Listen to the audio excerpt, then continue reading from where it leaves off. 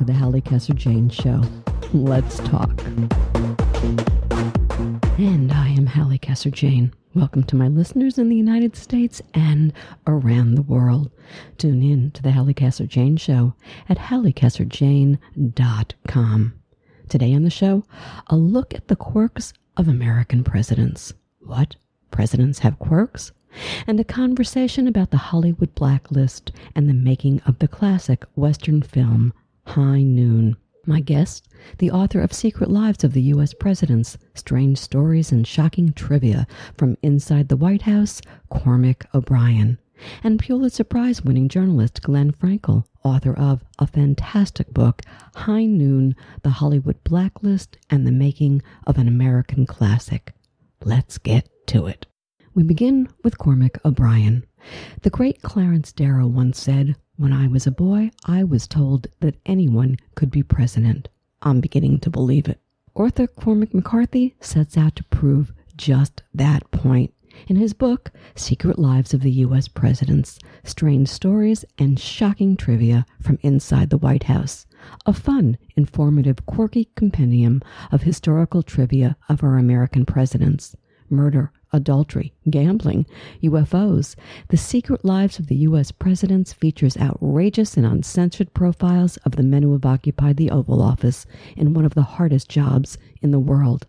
From the father of our country, George Washington, to President Donald Trump, Cormac O'Brien reveals that at the end of the day, our presidents are just like us. Neurotic, impulsive, flawed, brilliant, controversial, and very, very human. Let's talk. So listen to me. I like what you remind us of in the beginning of the book, what it says in the Constitution. Let me read this. This from Secret Lives of the U.S. Presidents in our American Constitution. No person, except a natural-born citizen, shall be eligible to the office of the President. Neither shall any person be eligible to that office who shall not have attained to the age of 35 years and been 14 years a resident within the United States. But Cormac, not much there about sanity. No, there isn't, is there?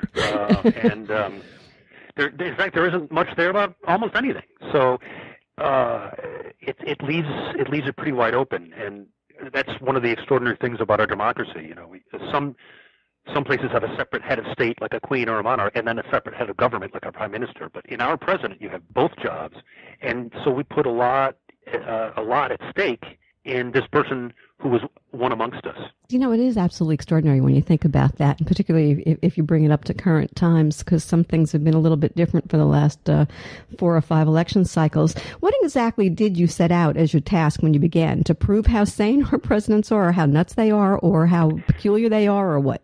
It was really intended to be a book about a history of the presidency, if you will, that's unusual and quirky and dishy. And so to get people talking again about American history in a way that they don't always, because all of these figures, or at least the vast majority of them, are familiar even to people who aren't necessarily history buffs, but they don't know that it's about more than just negotiating treaties and working with Congress and appointing judges. These are people, and history, I think, is all the more interesting if you know that and you learn about it. And so you have the great panoply of history behind them, but in the foreground is the fact that, you know, they have quirks and foibles and failings, just like everyone. What fascinates me about it is that, and maybe it's because you and I are a product of our times, but so we don't know how people actually got their news, if you will, other than locally small papers. They didn't have this great, vast television network thing that we have, and internet and that kind of thing, which would have to change it. But, you know, caricature, is that a word that you could get into with all of this? Do we see them as truly dimensional, or are they become caricatures to us? That's a good question. I think some of them do become caricatures. I think most, with President's Day coming up, the two biggest, of course, Washington and Lincoln, separated by generations, but revered in a special way, and each of them is revered to the point. And Washington in his day was a demigod. He was a legend in his own time, to a degree that Lincoln wasn't. Although Lincoln's death, I think, transformed him into something like that. So today they're caricatures. Washington is this towering savior of the revolutionary moment. unsmiling, powdered wig. He was so much more than that. He was a fascinating guy, and a lot of his trials shaped what kind of president he became. And Lincoln is the ultimate example because he had a great sense of humor, which you don't see in the Lincoln Memorial, which is one of my favorite memorials in Washington. Probably my favorite because it's just majestic and it strikes the right note and it brings a tear to your eye, makes you understand the man and the import of his presidency. But there he is on that throne, looking down at you, dour, serious, somber even, and he was anything but, even though he suffered from melancholy. He told a lot of ridiculous frontier stories. He was always the first to laugh at them. He believed in silliness. He was a doting father who let his kids run, rampant around the White House, often to his wife's chagrin. And stuff like that, which, you don't see in the caricature. I want to get back more to Washington. One of my very good friends is actually one of his great somebody or others kind of thing. And I'm always fascinated by this guy. And you actually dug up some stuff that's a little bit different on him. How tough was that to dig up? I mean, what kind of are there great records on him or not? Oh, well, sure. And historians have been doing this since the beginning. And there are excellent historians who, the presidents being more or less the closest thing we have to a monarchy, have been under scrutiny by historians since the beginning of the country. So it's out there. It's just lost in the noise of the more official histories that we're all taught in school and that we feel is more pertinent to understanding our past. But it's hard to dig up, but probably not as hard as some people would think. So let's talk about what I was always told he had wooden teeth. No, he didn't? No, he didn't. I don't know if anybody did back then. I don't know why his teeth were so bad. From a relatively young age, he was forced to wear dentures, but they were animal bone. The pair that he wore probably as president were probably made of hippopotamus bone. Now, what's interesting about that is that, of course, it was durable. It could take the kind of work teeth were expected to do, but it was porous. It was a porous material. So it's one of the reasons he was so unsmiling, despite the fact that he wanted to cultivate a serious gentleman's demeanor. Because he drank so much port and Madeira, the hippopotamus bone was stained so dark that it was almost black. So it would have been very unflattering. Right. Fascinating. It was animal bone. So I want to move on with him a little bit more because some of the stuff on him really does fascinate me. For instance, his salary today would be $1 million? Something like that. They love this guy. Probably actually a little more than that now. It's around $25,000. And that points to another interesting point, not only about Washington, but about a lot of the men who held that office, is that there's always financial hardship that lurks like a sword of Damocles over so many of these men. And it shapes a lot of the decisions they make, including the presidency. During his stint as commander-in-chief during the Revolution, of course, he's kept away from his wife. They saw each other so infrequently it drove both of them nuts. I mean, he really just wanted to get back to his wife, but he also wanted to get back to Mount Vernon, which was his other love. And during the war, Mount Vernon suffered from his absence. And by the end of the war, it was in trouble. He was in financial straits. And he had absolutely no love of the idea of going back to serve again. When everyone was like, you have to run for president. And he could have been made king. I mean, he was one of the few, he was the only American in our history who could have accepted the role of king had he wanted it. There would have been enough backup, I think. But he doesn't want that. He wants to retire onto his farm. Instead, he goes back, and one of the reasons he takes up the job is because, frankly, he needed it. And he needed that salary. And so this was one way of providing for his wife. And he was genuinely worried about that at the end of the Revolution. A lot of money. And he used that money, by the way. He bought leopard skin robes for his horses. I'm a horsewoman from Virginia. Honey, oh my God, that's extra. Yeah, right. Yeah, he was, again, his mother had been a great equestrian. He was an exceptional equestrian, an exceptional dancer, swordsman, etc. He loved horses. He loved the trappings of aristocracy, of gentry, especially the Virginia gentry, which he, in whose ranks he'd always wanted to be. It's how he cultivated himself. And one of the reasons he married Mary Custis, because without her lens, he would have been nothing, frankly. And so, yeah, as president, he brings.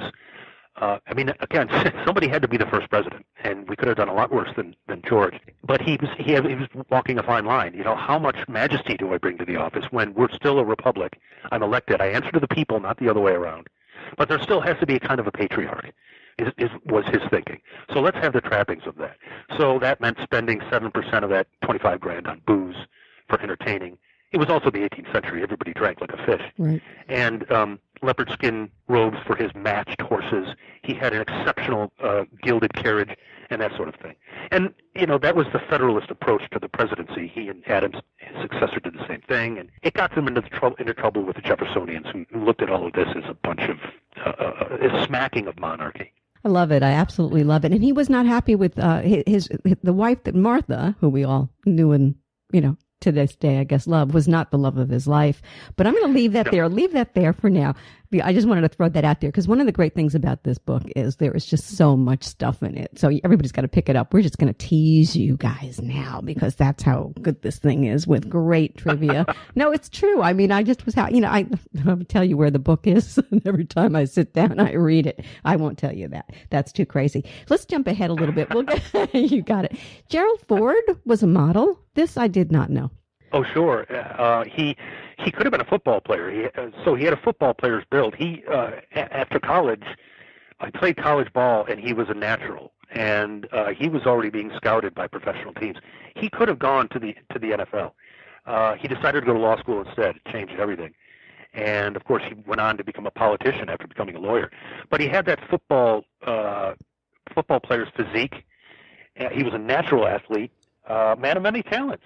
So yeah, in 1939, he and his girlfriend did a pictorial in Look magazine where they were sort of scantily clad bathers and that sort of thing. A kind of glance, if you will, at how the beautiful people live. And then during World War II, I think it was 42, he was the cover model for Cosmopolitan. So yeah, man of many talents. I would say, absolutely. And he was adorable. I mean, he was a good-looking guy. There's no question about that. Okay. Yeah, and he had all his hair back then. Yeah, exactly. When you look at the early, his son actually looked exactly like him. Jimmy Carter, besides having lust in his heart, also saw what? UFOs? Come on. Well, that was before his presidency, back in 1969. I think he was leaving a Lions Club meeting, and there in the parking lot, descending out of the night sky, according to he and his fellow attendees, was this bright light that they could not identify, descending slowly, incredibly bright, very difficult to look at. It was, there was no noise associated with it. The whole thing was extremely mysterious. They were struck by it, and Carter himself was so shaken by it that he wrote a formal report to the UFO reporting agency. At the federal level, there was such a thing back then because they were compiling sightings like this. I think it was the one that was probably associated with the Air Force. I'm not sure. But so yeah, he remains the only president who's on record as at some point in his life seeing an unidentified flying object. Unbelievable.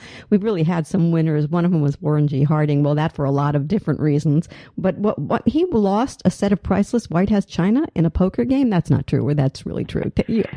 Yeah, he was an inveterate gambler, loved poker. There were a lot of, it was almost a nightly thing at the Warren Harding White House.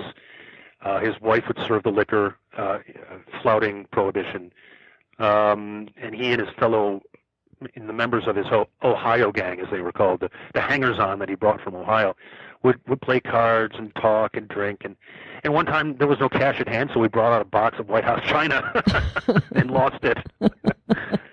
I love that. What was the craziest thing that you think that you dug up? Oh gosh, there's so many. I think that the craziest thing, because it's crazy on a number of different levels, and it's frankly alarming, and it also segues with the big picture of history, is that Jack Kennedy, of course, had terrible health problems by the time he was president. And talk about secrets, very few people knew this. I mean, it was understood that he had operations. It was understood that he didn't have the best back in the world. But it was understood by very few Americans just how excruciating the pain was that Kennedy was living through day in, day out, hourly. And not long into his presidency, he, of course, has this extremely important meeting with Khrushchev in Vienna. I mean, this is a meeting of the two superpowers. It's also Jack Kennedy's first outing with the U.S.'s primary adversary. And so they're scouting each other out. And Khrushchev, during these meetings, he's been informed that Jack Kennedy he's a new breed. I mean, he's the first president born, he's the youngest one in a long time. He's born after the advent of the 20th century. He's young and virile. He's good looking. The country loves him. And there in Vienna, he's seeing a very different Kennedy, because Kennedy was so doped up on these concoctions given to him by so-called Dr. Feelgood, the celebrity doctor, who made a lot of celebrities feel good with all kinds of, sometimes it was just drugs to get high, but sometimes it was to deal with pain. All of these things were terrible narcotics. They were illegal. The concoctions were ghastly. And, opioids. And so Kennedy was taking these drugs, shooting himself up regularly in Vienna like crazy, because he was, this is the only way he's going to get by, and he has to look to the world like something more than somebody who's wincing all the time or not getting out of bed. And there, Khrushchev sees this guy who's clearly not. He's off in some way. He's tired, or he's listless. He's got a waxen complexion, and it's there that Khrushchev decides he can dominate this guy. And it's not long after that we have the Cuban Missile Crisis. It leads ultimately to that kind of showdown. That's a fascinating story. Absolutely fascinating. I mean, I knew about the drugs and stuff, about the bad back and the Addison's disease. But when you put it the way you put it, fantastic. And that's why this book is so darn important. I'm going to jump to Trump very quickly, and I don't have a lot of time, but I did want to. Pow, right in the kisser? What? Oh yeah, when he was was that second grade? I think he struck a teacher. He had a rambunctious youth. He was acting out. I don't know if I would have wanted to be in that family at that time. It was, I think he was having trouble finding himself, and consequently became this occasional bully, an unpleasant guy. He was constantly roughhousing. He was disruptive in class on a routine basis, and it's this kind of behavior that got him sent by his father to military school, which at least more or less straightened him out. More or less. Sorry, I had to put that in. Well, yeah. Out of all the research you did, the one thing that you felt was the most important thing that you uncovered, would be game changing in terms of how we see our presidents. Was there one thing that just went, oh my gosh, this is really something?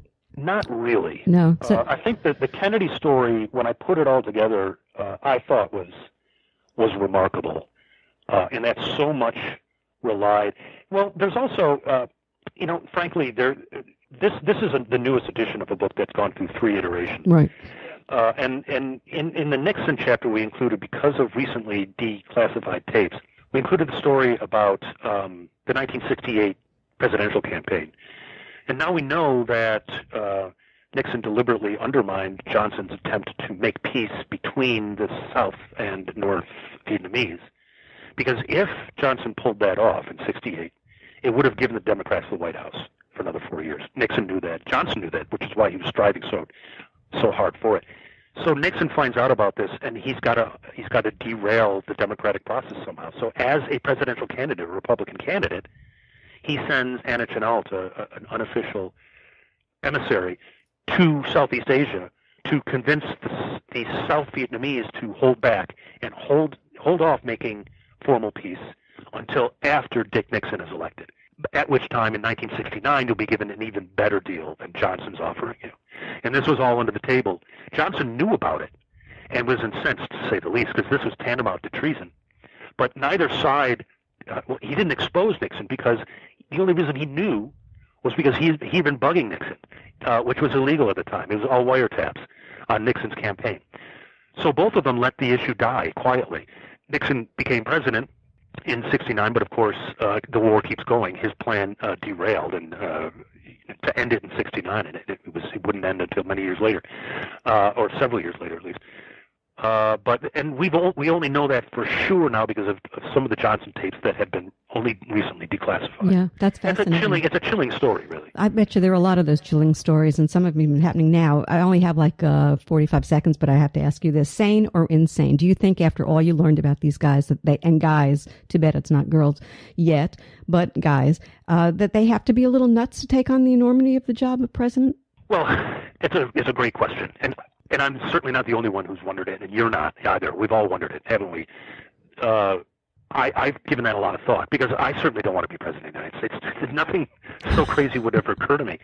And I don't know if it's nuts because, admittedly, that's a subjective word, but something along the lines of if your ambition is such that it borders on masochism. In order to want to do this, you've got to have a level of ambition that verges on masochism, on almost self-destructive, because you will be on the ropes, and it will seem like an eternity.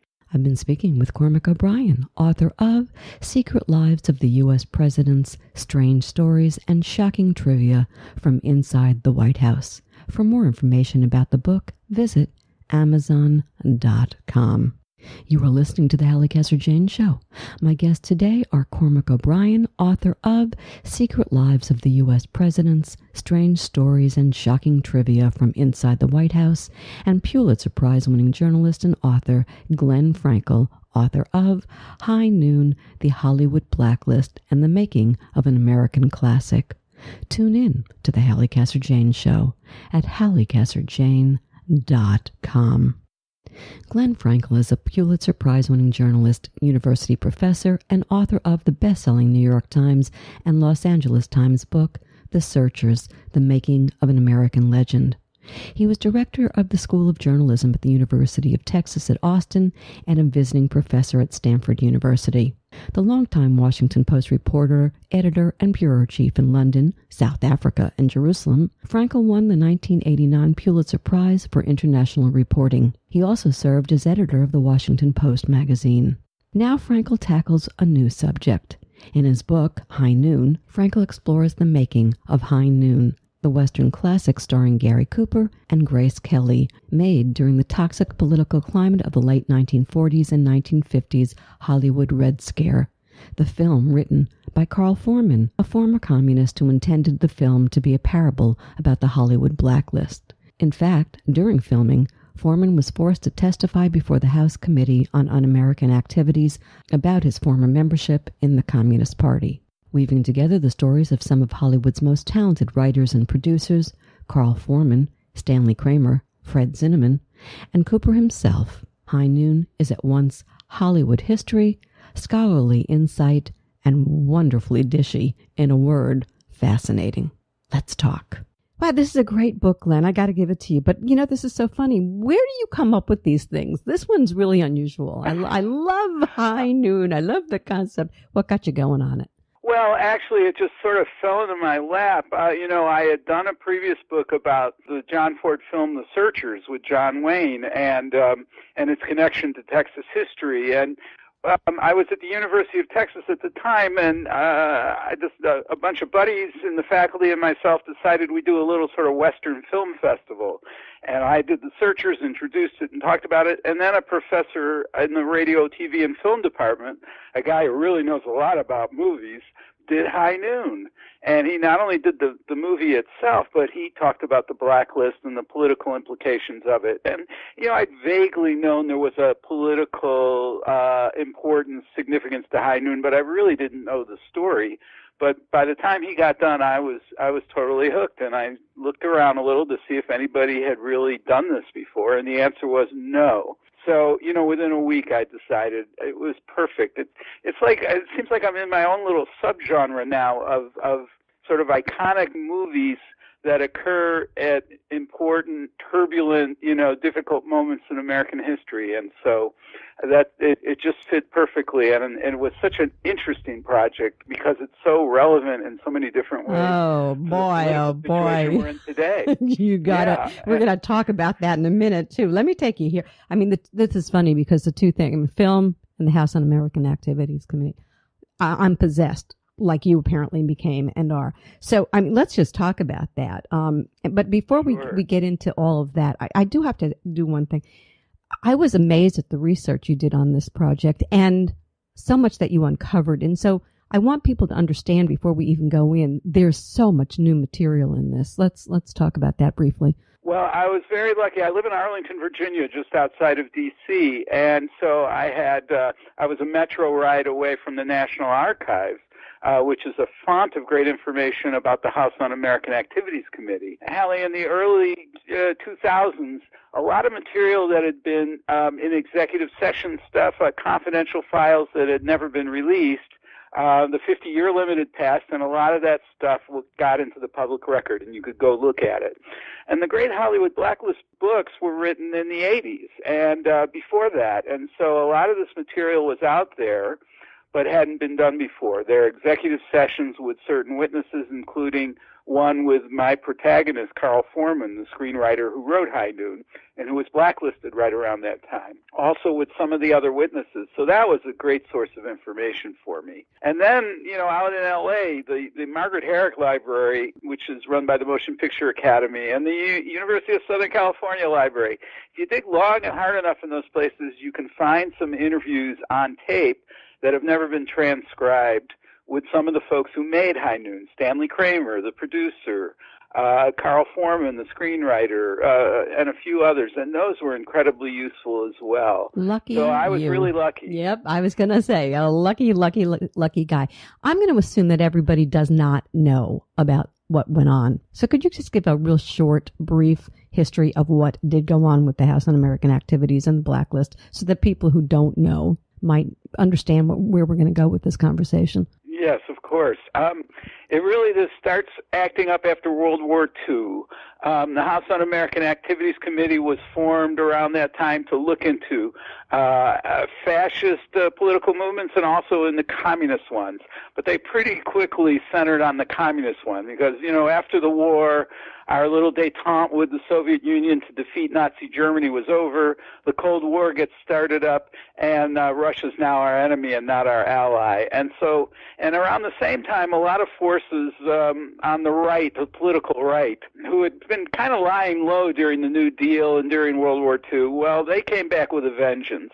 And then the hunt was on for subversives, people in the government who were undermining our country, and not just in the government, in the schools, in the libraries, and in the movies. There was a sense that these outsiders, and in those days it was communists or liberals or Jews for that matter, sometimes all three. These days I guess you could say it's, Muslim extremists and undocumented immigrants and refugees who are the target. But these outsiders somehow were stealing our culture. They were usurping, our Americanism. And a backlash movement, a right-wing movement for the most part, was fighting to get it back. So the House Un-American Activities Committee comes to Hollywood, among many other places that they go to hold hearings into alleged communist infiltration of the movie business. And they get friendly witnesses, some actors and directors on the right, and then they go after unfriendly witnesses, as they call them, people who had been members of the American Communist Party or who had worked closely with it at a certain point. And they hold hearings, and they kind of act as, judge, jury, and executioner. These people aren't charged with crimes. They're charged with not cooperating with the committee, with contempt of Congress. So they come first in 1947 and hold a series of hearings, and eventually 10 people are charged with contempt of Congress. They become what's known as the Hollywood 10. 4 years later, after these guys have been sentenced to prison, the committee comes back for a sequel. And this time, they get a lot more witnesses, some actors and performers, directors, screenwriters, and they're basically asking them, to fess up to their communist connections in the past, to denounce communism, to praise the committee, because that's part of it, praising the committee for its courage and the good work it's doing to root out this evil, and then to top it off, they want you to name names of people who you were in the party with or other people who are subversives. That's the ultimate test of whether you're honest and, you're being apologetic for what you did and ready for redemption. So this ritual of public humiliation, this inquisition, gets carried on by this committee, and it goes on and off for several years. And hundreds of people are blacklisted as a result. People can't find work, or people who had work in Hollywood are fired and never hired again and never really told why. And so that's the background. That's what's going on. That's the politics. It has some, analogies to modern day politics. Oh, yeah, I would say so. Absolutely. And I think that's what really makes this very, very special. The timeliness of it couldn't be better. The rhetoric was incredibly toxic and vicious. It was very personal. As I say, this was judge, jury, and executioner. It wasn't like, you got due process before you lost your job. You had to prove that you hadn't done these things, and that was really difficult to do. So, and it's a backlash movement, a little similar to what the Tea Party was like a few years ago. These people have taken our country away, and we need to get it back. That was the attitude. And so there's a lot of echoes back and forth, and a lot we can learn. So let's take this to Carl Foreman, who was a nice Jewish boy from Chicago who in his youth toyed with communism. Who doesn't when you're, come from a Jewish liberal family? I mean, at some point or another. And Carl was this young writer. And I want to just say this. I think the point that you did make maybe in that last little thing that you just gave us is what it demanded of you if you did get called. You either were going to rat on your best friend or you were going to sell your soul. There was nothing to win here. But talk about Carl. That was the dilemma. That was the dilemma he faced. You're right. He was a nice Jewish boy from Chicago. He joined the party with his wife in the late 1930s at a time of the Great Depression, and, out of idealism, I would say that the communists were fighting racism, they were fighting fascism. He eventually lost interest in the Communist Party and fell out with them over a number of issues. They didn't turn out to be quite the idealists that he had hoped. In the late 1940s, when the committee holds its first hearings, Carl's just a little nebbish of a writer. He hasn't had any big hits or anything. He's working for a small independent film company, but he's doing some good work, and over the next few years, he's nominated 3 times for Best Screenplay for Academy Awards. And so by 1951, when the committee comes back to Hollywood, Carl is a big deal. And they find out that he was connected with the Communist Party through another screenwriter who names him. And then they go after him, and he gets his subpoena right around the time he's working on finishing the screenplay for High Noon. And he faces a terrible choice here.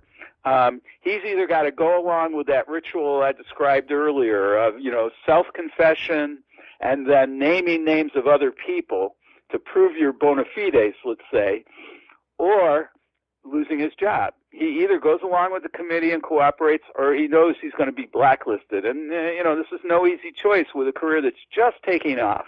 He's just making money. He's just having a good time here. But he faces a terrible dilemma as to what to do. And my book is about how he dealt with that and how anyone deals with that, because he wasn't the only one who faced it. But I found Carl really a fascinating figure because he's not trying to be a martyr here or a hero. He's no communist, certainly at this point, and doesn't feel he owes them anything. But at the same time, ratting out other people and humiliating yourself in public in that way is something that he just can't do. And so he faces a terrible choice to make. And here is where I think this book is so extraordinarily special, and that is you get into the heart of this guy and remember he's the screenwriter, so he's working on this unreal, what will become one of the iconic Westerns ever, High Noon, which you point out now becomes for him an allegory for what's happening to him. Yeah, that's exactly right. I mean, he's about halfway, even 2/3 of the way finished when he gets a subpoena in the summer of 1951 calling him to testify in September, which is incidentally is when the film shoot, right in the middle of the film shoot. And so, he's finishing up the script. He's already got, he's writing about a lawman who's facing 4 armed gunmen, led by a man who he had put in prison many years earlier, and they're coming back to town. The guy has gotten out of prison, he's gotten pardoned early, and they're coming back to town to kill the lawman. And the heart of High Noon, or the moral heart of High Noon, is the efforts of this guy. His name is Will Kane in the movie, and he's played, of course, by the great Western star Gary Cooper. Is Will Kane going around the little town of Hadleyville, sounds a lot like Hollywood, looking for support among the community, going to his friends, going to the town councilors, going to the church, it's a Sunday morning, and talking to the congregants and the minister, looking for people who will stand beside him and stand up to these four bad guys when they finally come to town. And finding to his great surprise, stunning surprise, that nobody's going to be out there with him that day.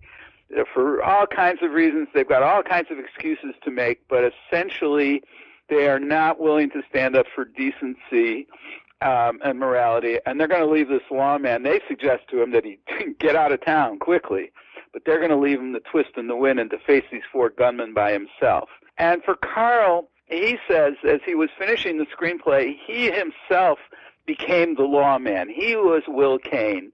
He found that friends of his in Hollywood were sort of crossing the street to avoid talking to him, that the people who were his business partners in this small, very interesting little independent film company that was headed by the great Stanley Kramer, who was a close friend of his, he found that these guys were beginning to shun him. They were worried about what he was going to say. The Kramer company was especially worried because they just signed a new film deal with Columbia that was going to be very, they were going to make a lot of money off it, and they were afraid that if Carl went up there and refused to cooperate, that it would kill the deal and that it would damage the company. So Carl's hearing all this, and he's getting angrier and more concerned, and he writes some of this into the movie, and the movie becomes a Blacklist parable for him. He doesn't tell a lot of people he's doing this, because that would be the kiss of death. The movie would never get made. Hollywood was really nervous at this point about the House Un-American Activities Committee, and nobody was in the mood to really take them on.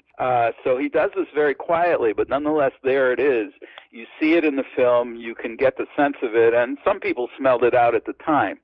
It is utterly fascinating when you go back, which I did last night, to watch it after reading your book. I have to tell you, it gives it a whole new world of a whole new flavor. I'm going to go here with you. I happened to have met Stanley and spent some time with Stanley Kramer at the end of his career. Very, very interesting man. Eye-rolling when I was with him.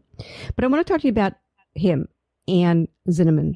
The Jewish thing also. I'm Jewish. I'm fascinated. You are too. The Jewish thing. Well, yeah, but talk to me about all of that, because I do think that's interesting, and I'm not so sure that it's not coming back. This Jewish thing. Well, that's a really good question, but. First of all, Hollywood was kind of founded by the Jews, by Jewish immigrants, by the sons of Jewish immigrants. They led just about every one of the major companies outside of 20th Century Fox. And, and Hollywood was a fairly progressive place politically. People like Stanley Kramer and Carl Foreman and Fred Zinnemann, all of them political liberals, all of them either the sons of immigrants or immigrants themselves. Fred actually came from Vienna. Fred was the director of High Noon. He's the last guy added to this crew. Very talented group, very progressive, as they say, making movies with social relevance. They made several movies. They made Champion, about a boxer with Kirk Douglas. They made The Men, Marlon Brando's first movie, about paraplegics, war veterans, and the problems they faced. I mean, so these are politically engaged people making really interesting films. And then the Blacklist and the Red Scare and the House Un-American Activities Committee comes along. And so they all face a crisis of sorts. Fred Zinnemann continued to back Carl Foreman throughout this crisis, and never backed down. For Stanley Kramer, it was a more complex calculation, because I think his sympathies with Carl, they'd been close friends and good collaborators for several years. And yet Stanley was very much afraid that, as I say, Carl's testimony that if he refused to cooperate, that would hurt the company and maybe get him blacklisted. He'd been named a few times by informants. Because remember, in those days, if you were a liberal, you were also suspect. They were looking at liberals. They were looking at Jews. They were looking at ex-communists. And all those people were being treated as outsiders, as the other, as people to fear, as people to be sought out as subversives. So, this was something every one of those folks had to deal with. Stanley, to his credit, later, after this is all over, and he's an independent director and producer, makes a number of socially very important movies, and hires people who are on the blacklist right. To write some of them. Yeah, so and I think plays a role in the late 50s and early 60s in breaking the blacklist and killing it, and a very public role. He even debated the head of the American Legion on national television over this. And so, but in this instance with Carl, I won't get into the details, but the two men were not exactly, there was a falling out, and they didn't really trust each other. And so Stanley didn't believe some of what Carl was telling him, and Carl felt betrayed by Stanley. But, Halli, that gets to another important point of this. It's not just, right wing versus left wing, and, the committee is clearly the enemy to these guys. The real betrayals and feelings of, hard feelings around the blacklist is often within your own group. It broke up families. It damaged careers. It ended business associations.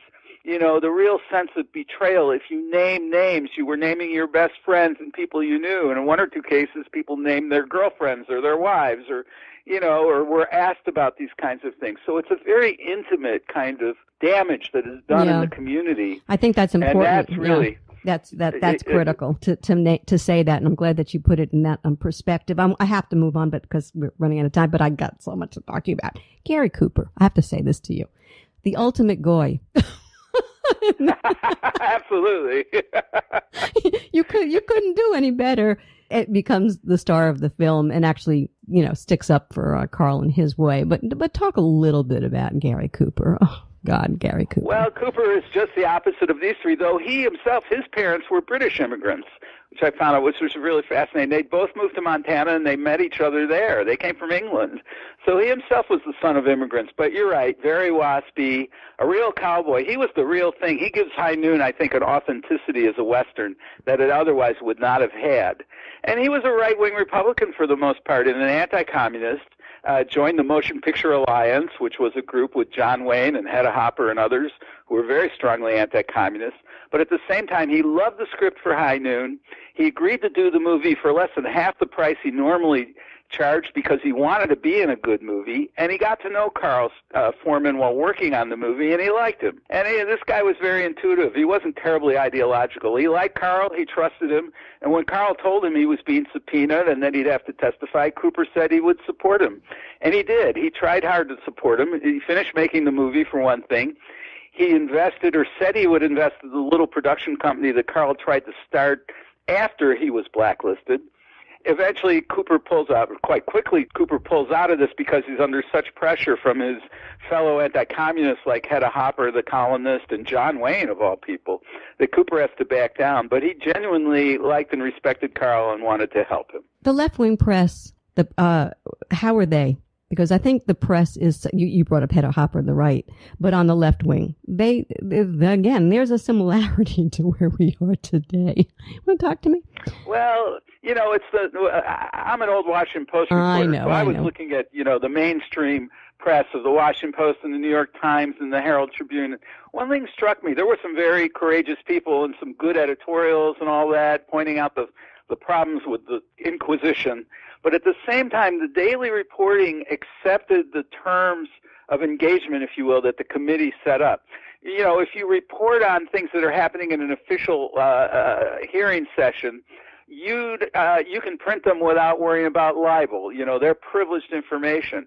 And I found that all of these newspapers printed the stuff, the allegations that so-and-so was a communist, without ever really checking, without even contacting the person who'd been named to ask them, well, what's your response to this? Hundreds of names were sort of sent out there, and they appear in these newspapers with no critique. So, it was kind of like the press is supposed to be the watchdogs and the guardian of truth and accountability of government and government committees. But in this case, I think the mainstream press really let us down. And there were many institutions that failed around the time of the blacklist, that failed to do their jobs, but one of them very much was the mainstream media. I want to bring in Dalton Trumbo. I think it's important as we wrap this thing up. Another screenwriter who's blacklisted. Let's talk Kirk Douglas, Stanley Kramer, obviously, and Otto Preminger, ultimately undermined and destroyed the blacklist. I would say, I'm not sure. You take it from there, but in a way, there was, if you can, make a happy ending out of something like this. Well, Trumbo was a very talented screenwriter. He was one of the Hollywood 10, the guys who were convicted of contempt of commerce and went to jail for a year. he works under pseudonyms. He writes endless screenplays. He's taken, a big cut in pay. There was a good movie about him 2 years ago that goes into this in quite interesting ways. But you're right. At the end of the day, he's so talented, these guys want to use him. And Kirk Douglas hires him to write the screenplay for Spartacus. And Otto Preminger hires him to write the screenplay for Exodus. And both these guys, they're almost in a competition. They both decide they're going to put Trumbo's real name next to the screenplay. And they face a lot of opposition to that, but they're independent enough that they can get away with it. President Kennedy plays a role here because he actually goes and watches Spartacus a few weeks after he gets in the White House, and he comes out of it. And President Kennedy, even having gone there, sort of suggests that he's not going to follow the blacklist. That really is the death knell for it. So yes, Trumbo emerges. Other writers emerge slowly but surely to get the credit that they deserved. But there, I don't know if it's a happy ending, Halli, because so much damage was done. People lost money. People lost their lives. People whose health wasn't in great shape to begin with. John Garfield dies at 39, the great actor, from a heart condition. He's been blacklisted. Other people. A lot of damage was done, and the amazing thing is the blacklist had lasted 10 years and even longer for a lot of people. It's not a happy moment in American history. It's quite an ugly affair. Well, I'll give you that. That's why I put it when I said a happy ending. The only reason some people did finally have the gumption to stand up and to do what needed to be done in their own way. And I think that says something. And I just didn't want to let that go completely. Listen, at the end of the day, High Noon box office critical success, wins 4 Academy Awards, including Best Actor for Cooper. What happened to Foreman? Well, Foreman ended up moving to London after his hopes of getting something going in Hollywood gave out. And he writes a number of screenplays under a pseudonym as well. Eventually, he manages to clear himself, again, in an executive session, and I've seen the transcript, where he doesn't give much ground, but he does denounce the Communist Party, but he doesn't name names, and he doesn't praise the committee very much either. Nonetheless, he was in such demand that Columbia Pictures hired him back. He did a number of great screenplays and got a few more Academy Award nominations. But ironically, the one time he actually won, he and another blacklisted writer named Michael Wilson wrote the screenplay for The Bridge on the River Kwai. The only problem is they didn't get the credit at the time. It was given to someone else, and it's only 25 years later or so that the Motion Picture Academy, after investigating, gives them their Academy Awards. But by then, both men are dead. It's their widows who go and pick up the prizes. So, this was the ultimate sad aspect of it. Carl did a lot of great work after that, after he moved to London, but he always felt that there'd been extraordinary damage to his life and to his career and to the work he loved to do, and, he paid a big price for being an honest man. In the context of where we are today, you, Mr. Writer about politics, you go to the hottest regions in the world in your day. God bless you, Palestine, Israel, West Bank. You've been through it all, written one great book about it. Where haven't you been? South Africa too, right? I mean, I remember following you all the, you've been in the hot spots, buddy, and you haven't been afraid to write it and write it well. I see this as a cautionary tale, your book. Talk to me. I think that's true. I think one of the things that surprised me about that era, and you could say it about our era now, we have this wonderful democracy that's 230 years old or older, and but it's fragile. It can be hijacked. Bad things can happen. You can't let your guard down. And when we have a situation where, as it was in those days, both houses of Congress were in one-party hands, and today we have the presidency in the hands of a man who doesn't really recognize the usual boundaries of constitutional authority and that sort of thing. It requires the sort of non-governmental institutions, and especially the press, to be extra vigilant. We've got to hold people in power accountable for their actions. I actually think, with every crisis there's an opportunity. Well, there's an opportunity here now for the press to do its job, and I think we're seeing that. The mainstream press, the New York Times and the Washington Post and NPR and CNN are really getting out there and giving us a lot of news that we need to have. I'm not sure how this is all going to turn out, but I think the lesson of the blacklist is that you've got to be, as I say, constantly vigilant. Democracy ain't easy. And if we're not careful, it's very easy to demonize a group of people, whether they're, immigrants, whether they're Muslims, to turn the country against them. And that's why it's so important that people like journalists do their job and do it well and do the kind of reporting that tells you what's true and what's fantasy. I've been speaking with Pulitzer Prize-winning journalist and author Glenn Frankel. His book, High Noon, The Hollywood Blacklist and the Making of an American Classic. For more information about Glenn Frankel and his work, visit glennfrankel.com.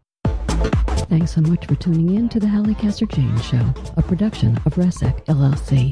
The Halli Casser-Jayne Show posts new podcasts Wednesdays, 3 p.m. Eastern. Visit hallicasser-jayne.com.